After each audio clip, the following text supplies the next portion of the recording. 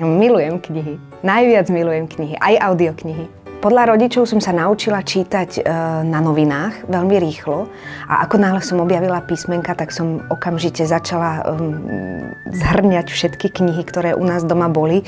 A keďže som z rodiny veľkých čitateľov, tak ich bolo neúrekom. A keď som sa dostala konečne na základnú školu, tak som dostala prístup do knižnice a tam už to išlo jedno za druhým. Začala som čítať asi v 12. Je to pre mňa veľmi súkromné, veľmi krásne, keď človek sa do toho dostane a milujem vlastne tú slobodu, ktorú človek môže mať medzi sebou a knihou.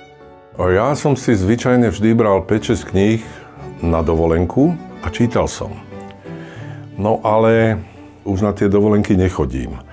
Takže môj vzťah k literatúre síce zostal pozitívny, ale akoby nenaplnený, lebo v rámci roka sa k tomu nie a nie dostať.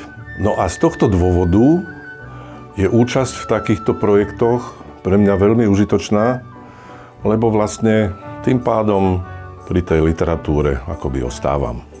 Ja som úplne začínala ako dieťa v rozhlase, takže pre mňa práca so slovom za mikrofónom je vlastne nostalgicko krásna, pretože mám možnosť vlastne ten svet pre poslucháča vykreovať úplne od základov.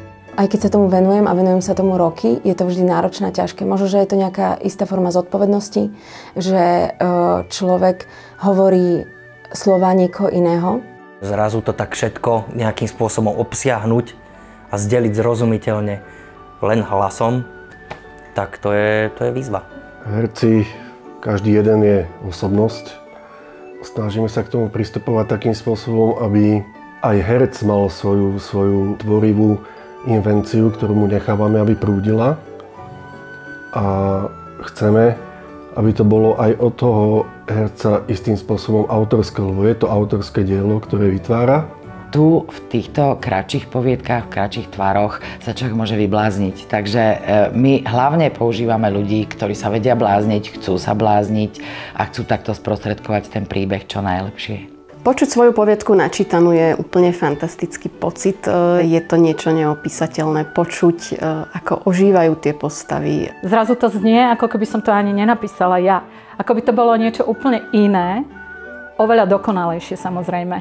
Človek si to, keď to aj píše, keď to aj číta, tak nejako v tej hlave prebieha ten text. A zrazu ten text dostane takú tú atmosféru a takú tú špecifickú hĺbku, čo sa mi zdá úchvatné.